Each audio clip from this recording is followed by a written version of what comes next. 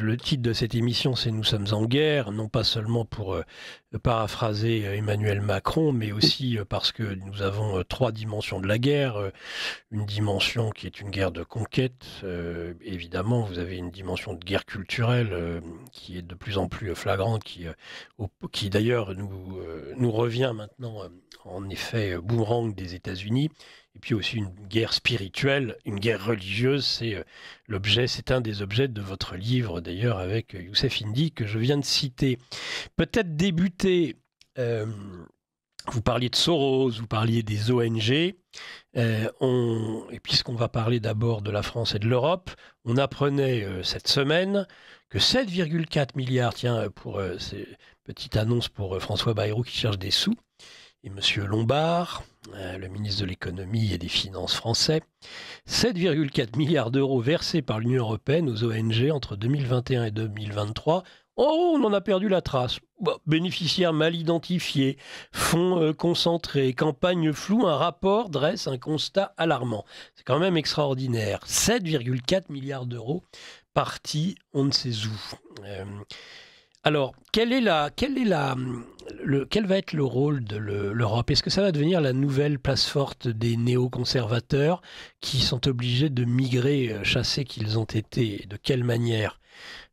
Par un peuple d'une classe la working class, nous explique Christophe Guilluy, qui les a chassés du pouvoir parce qu'elle ne veut pas mourir. Eh bien, est-ce qu'ils ne vont pas migrer? N'ont-ils pas déjà commencé à migrer très fortement en Europe, ces néoconservateurs? Ce qui est sûr, c'est que, comme je vous disais, eux, ils sont transnationaux, donc ils ont souvent plusieurs nationalités aussi, donc ils ont et puis ils achètent aussi des nationalités, des passeports où ils veulent, hein, ces gens-là.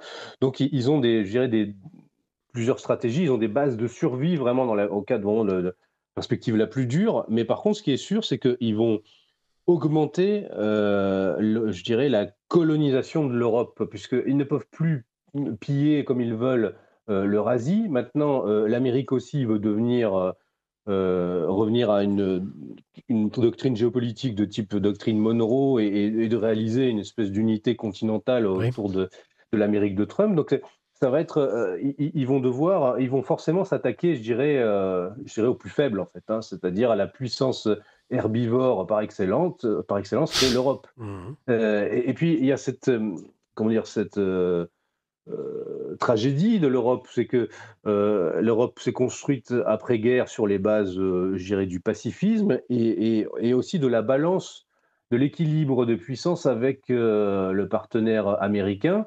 Et en fait, chaque fois que que l'Amérique va être en crise, même économique, eh bien, l'Amérique fait en sorte que l'Europe reste elle-même en crise et que la balance ne pèse pas en faveur de l'Europe. Donc, et le problème, c'est que on parle de Vance, de Trump, etc. Mais le problème, ce n'est pas les élites américaines actuelles qui sont issues d'une forme de révolution conservatrice interne.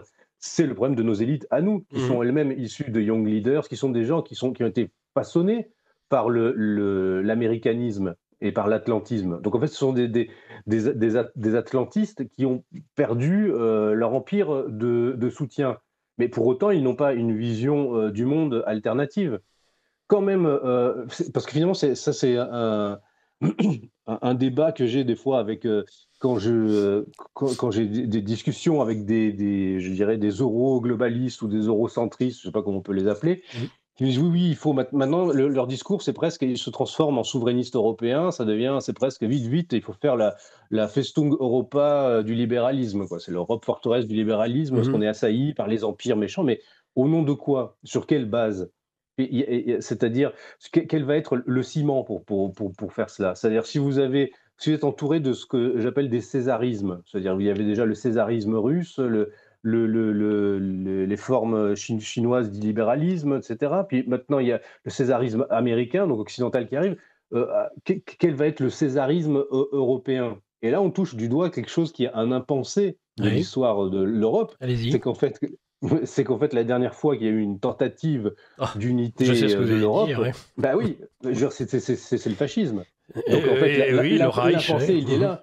L'impensé est là. C'est-à-dire que si on regarde les siècles précédents, eh bien, quand il y a eu une des tentatives de faire un empire européen, Oui, bon, c'était d'abord Napoléon. Alors là, c'était un empire, on pourrait dire, révolutionnaire, illuministe face, on pourrait dire, aux puissances conservatrices de l'époque. oui, Et en fait, qui s'est heurté, là encore, là aussi, entre la terre et la mer, c'est-à-dire entre à l'époque l'Empire britannique et puis l'Empire russe, oui.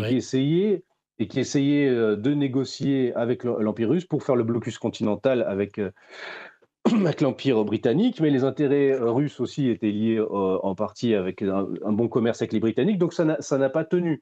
Et l'Europe s'est retrouvée, donc la première, et à chaque fois, je pourrais dire les aspirants César européens attaquent la Russie pour, finalement, ils attaquent la terre pour desserrer l'étau qui vient de la mer. Et ils se retrouvent écrasés entre les deux, et l'Europe se retrouve avec les Russes jusqu'à Paris. Donc ensuite, C'est tout à fait lumineux, ouais, c'est tout à fait voilà, juste. un siècle plus Mhm. tard, même tentative, même chose. Mhm. Mais on pourrait dire là à rebours. D'ailleurs, on voit même la situation. On pourrait dire un thermomètre, c'est l'attitude de ce second césarisme face aux Juifs. C'est-à-dire le premier césarisme napoléonien a émancipé les Juifs. Oui. Le second, lui, a voulu les désémanciper, finalement, les remettre dans des ghettos.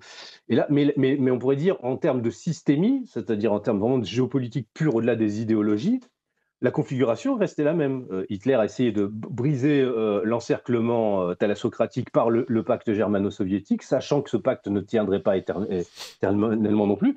Et l'Europe, à nouveau, s'est retrouvée écrasée entre les deux. Et là, les Russes jusqu'à Berlin. Oui. Ensuite, à partir du moment où vous avez la diffusion de l'arme nucléaire, à partir des années 50, et se crée une espèce d'équilibre de la terreur qui fait que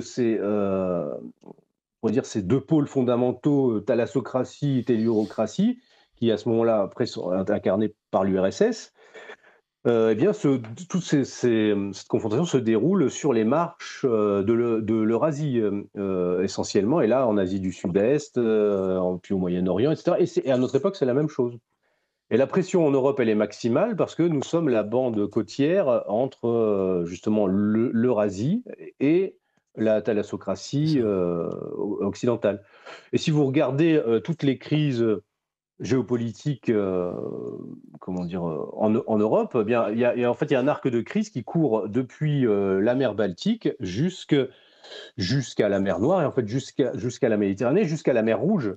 Si on regarde, avec la guerre avec le Yémen le Yémen qui attaque régulièrement les